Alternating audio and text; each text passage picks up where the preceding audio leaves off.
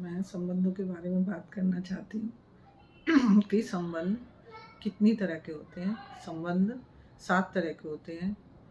माता पिता संबंध, पति पत्नी संबंध, भाई बहन संबंध या भाई भाई संबंध भी कह सकते हो, मित्र मित्र संबंध, गुरु शिष्य संबंध और व्यवस्था में संबंध। आप सोचोगे कि ये तो 7 तरह के संबंध बताए, लेकिन संबंध तो इतने सारे होते हैं।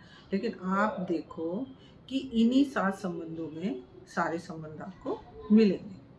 तो संबंधों को मैं मेरा कहने का मतलब ये होता है कि ये संबंध को पहचानना है।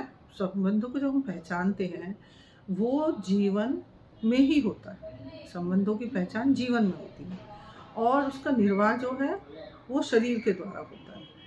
बिना शरीर के द्वारा निर्वाह नहीं हो सकता, लेकिन पहचान संबंधों की वो जीवन में ही होती है। अगर जीवन, मान लो किसी से तुम बात कर रहे हो, हैं, सामने कोई भी खड़ा है और हम कुछ और सोच रहे हैं, कुछ भी सोच रहे हैं, तो अगर वो हमसे बोले जा रहा है, कुछ बात करे जा रहा है, लेकिन हमें तो पता ही नहीं चल रहा वो क्या बात कर रहा है। क्यों?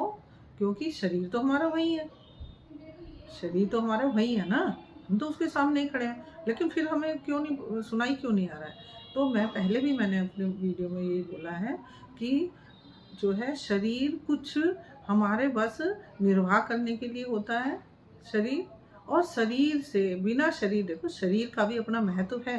ये नहीं है कि जीवन और शरीर को मिला के ही मानव बना है। शरीर के बिना हम व्यक्ति नहीं कर सकते हैं। कोई भी बात है वो शरीर के बिना हम व्यक्त नहीं कर सकते हैं।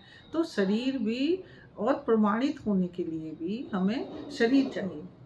तो व्यक्त तो हम शरीर के द्वारा करेंगे, लेकिन जो पहचानना है वो जीवन ही करता है। अगर हम किसी से बात कर रहे हैं और हम कुछ और सोच रहे हैं तो वो बोलता रहता है और हमारा शरीर भी, हमारा मस्तिष्क भी वो वहीं रहते हैं। तो हमें कोई क्यों सुनाई नहीं देता है।